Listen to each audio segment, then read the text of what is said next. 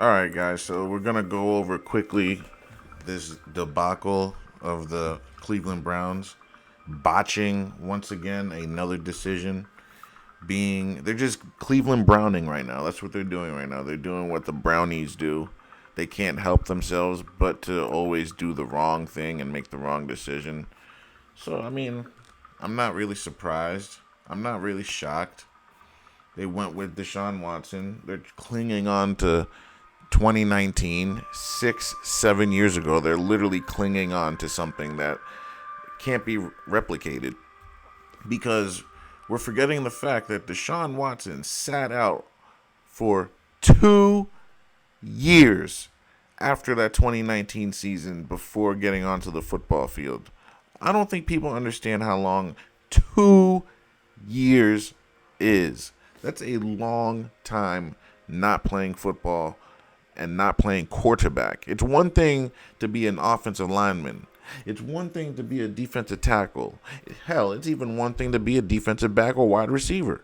But when you're a quarterback, do you not understand how much the game changes, the speed of the game itself year after year? The players get faster every year. So you wait 2 years, that's 2 years of speed you haven't been tested by. And you're also getting worse because you're not training as hard. You're not able to keep up your athleticism and your craftsmanship the way you would if you're on a team doing it every day. You can't replicate football unless you're playing it. So you've gone 2 years of not doing that. And you think you can get back to where Patrick Mahomes was?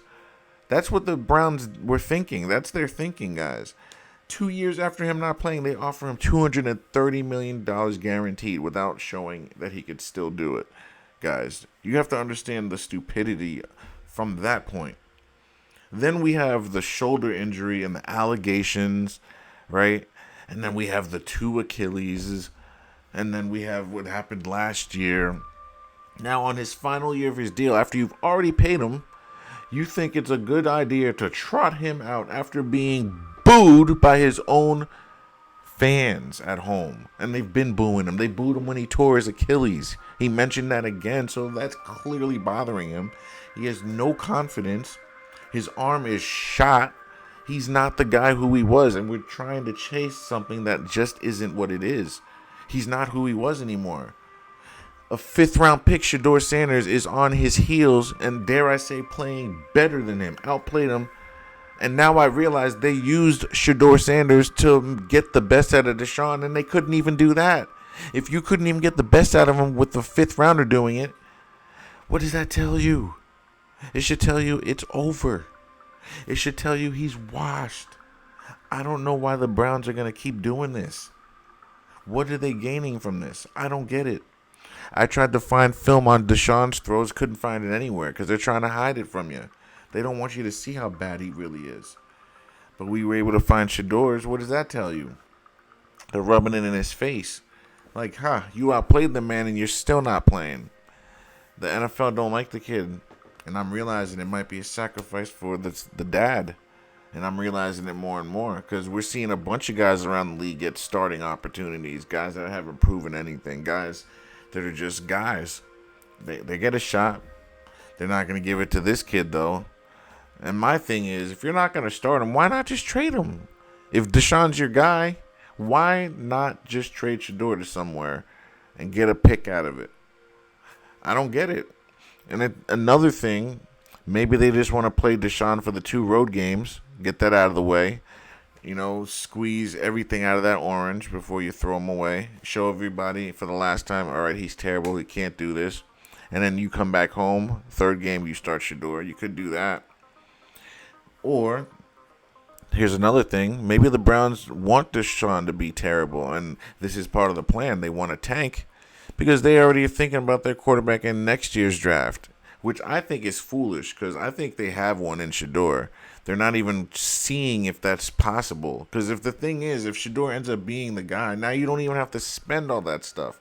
You could use those draft picks elsewhere and bolster the team. Now they're just stunting themselves. Everything they're doing right now is just stupid because you're not going to sign Deshaun Watson next year. So why are you playing him right now?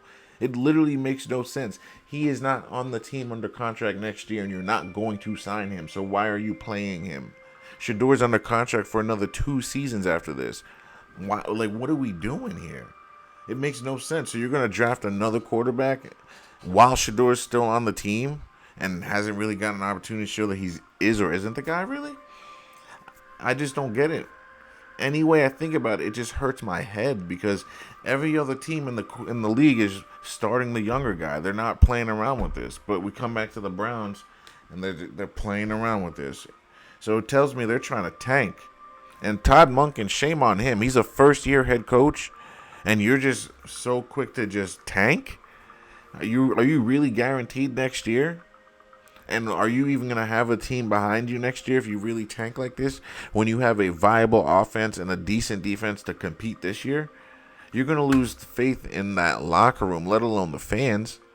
I don't know how you do this. Now, let's see a few of these throws. And for any of you guys that saw Deshaun Watson yesterday, you'll know that he looked horrible, beyond horrible. But we'll take a look at some of it. I don't want to go full screen. All right, let's see how this goes. Actually, I got to slow it down. I didn't do that yet. But this is just disappointing, and it shows you that the NFL is cutthroat, man. You just never know what these people are going to do, and you can't always believe what you hear, and that's why I do what I do. I show you the film so we can see it with our own eyes. Don't listen to what they tell you. What is the film saying to you? What do your eyes tell you? My eyes are telling me that this kid is the quarterback. Just look at him in the pocket. Look at how he's just decisive with his feet, on point with his feet. His shoulders are where they got to be. Deshaun, you look at his mechanics. Jesus, he's all over the place, man. His toes are everywhere. His feet are never in the right place. He's just all over the place. That's why he's always throwing the ball in the dirt, because his feet are never where they need to be. When Shedeur misses, he misses high. When Deshaun misses, it's short. You'd rather miss high, because if you miss short, that's a pick six every time. If you miss high, it's basically like a punt. So you'd rather miss high than short. And it also means your arm is dying down if you're missing short every time and dirt and balls. But this is just perfect. Outside and away so he can catch in momentum and get close to that first down marker. That's what you want. And that's the thing about Shedeur. His ball placement is second to no one, guys. He literally is very accurate. He doesn't have a cannon. He's not going to hit you when he throws you and make you fall over. No, that's not him. But wherever you go, the ball's going to be in your vicinity if you give him time. That's the thing about Shedeur. You put him behind an offensive line that can actually block for him, and you give him some receivers that can actually catch and run routes, he is going to shred you. That's the thing about this kid. And the NFL just won't let us see it for a season. For whatever reason, they won't let us see it. Look at that. Play action. The DN wasn't supposed to go after that anyway. We already know, but we're not doing that today. Today isn't about the rig. It's about how Shedeur Sanders got hosed. We know the defensive end crashed inside, and we know he tackled the wrong person, allowed this run, but given what the brother had, he was able to get away. They said he couldn't scramble. I mean, he's not Tom Brady. Sure as hell ain't Mike Vick, but he's not as Tom Brady. He's Tom Brady in the fact that he'll sit in that pocket to the last second and throw the ball. That's how he's Tom Brady. But running away, he's more closer to... he's not Russell Wilson either. He's more like... I don't even want to say like Charlie Batch. Like, he's not that slow either. He's serviceable. I'd say he's like Alex Smith, just a little slower. You know, he's not probably as fast as Alex Smith, but he can evade with that kind of precision, I would say. So he can move like Alex Smith, and he has an arm like Brady. Like, when he's, look at him how he sits in his pocket. This is how an NFL quarterback is supposed to look. Look at his feet. Confidence, up high, up tall, looking for a big play. He can go right here if he wants, but he's looking for a big play. He's always constantly looking for the bigger play. See? And he finds it. That's the thing about Shedeur. You give him time, he's going to find you. He's going to find the receivers. And that's not Deshaun's game. Deshaun, you know what Deshaun's game is? It's when the play breaks down, he can run away in backyard football. That's Deshaun's game. He's not going to hit you off the in route and hit you in precision. He's not going to do what Shedeur does. He's going to run around and hope that someone gets open, you know? That's Deshaun's game. And that's why he hasn't been successful, because the O-line isn't good enough for him to play that way. Maybe this year might be different, but they're playing the Jaguars and then Tampa Bay back to back. That's just not going to fare well for him. He's not going to look good in those games. He might look good for the first quarter on the scripted plays, but once you're done scripting plays and it's, we got to figure out what's going to work in the second, third, fourth quarter on third down, second down, it's not going to look the same. Deshaun looks good on opening drives. Every quarterback should. How does he look after you're done with those scripted plays that you want to flow the game into? He's not going to look good after that. That's what I'm saying. And that's why he looks good in the first preseason game, because it's scripted plays and also against second-team guys. He's not going to look good against first-teamers. He's just not. And then he's going to make everyone else around him look bad too. He'll have the occasional play, but there's no consistency to him, and that's his main issue. Shedeur, at least he's young. There's an excuse for not being consistent, but he's more consistent with throws downfield than Deshaun Watson is. I know Shedeur's not going to run away every single time the way Monken wants, but look at this. The kid has great eyes. He's got great confidence, great poise. He's not scared. You don't feel that. You don't get the sense of the kid being scared. The kid just goes out and plays. Dion was his father, so he's able, to withstand all that. He's able to lead men. He was taught by one of the best ever. That's why I think this is a shaming ritual. You're going to see the touchdown wide open here. No one guards him. Touchdown. If Deshaun's in there, I don't know if Deshaun hits that pass because he's so scared and he's got the happy feet, all those injuries. Once you get injured like that, you just play differently. You play a little more I don't want to say passively, but you play more tense. You're not as loose. You're more on edge. You're not trying to get hit as much. We don't have to worry about that with Shedeur. He hasn't been hurt or anything like that. It's a fresh start with him, and they just won't take it. And this is just beautiful. The line's blocking. Obviously, the D-line's not trying their hardest. And there's nothing there. He didn't try to throw into coverage. He said, you know what? I'm going to live to see another day and take my yard or two. And that's improvement. Because last year, he would have drifted back and maybe lost 15 yards on a sack. Instead, they get to go on 2nd and 8. And they live to fight another down. And that's what it is about football. That's what a quarterback is. Look at they're showing the same play again. I don't know why. But quarterback is managing and maintaining drives. That's what quarterback is. That's why I never understand why people say, oh, he's a game manager. Oh, so he's doing what a quarterback's supposed to do? Yeah, a quarterback is a game manager. You're supposed to manage the game as a quarterback. And then this is just throwing it short because they had nothing else. That's still growth, Last year he might have forced it down the field or who knows what. Now he's checked down, nothing's there. Keep it moving. We'll try again next time. That's what you got to do with football. Now they trust him. I wouldn't have shown this play they showed this play way too early. It's a nice play to run, but why show this play in the preseason? Now people are going to be all over that in the regular season. You're not going to be able to run that really. But that's a scripted play right there as well. We'll watch a few more plays, but I just want to show you guys this is a clean operation. This is very clean. Obviously not perfect, but look at the throw. That's an NFL throw.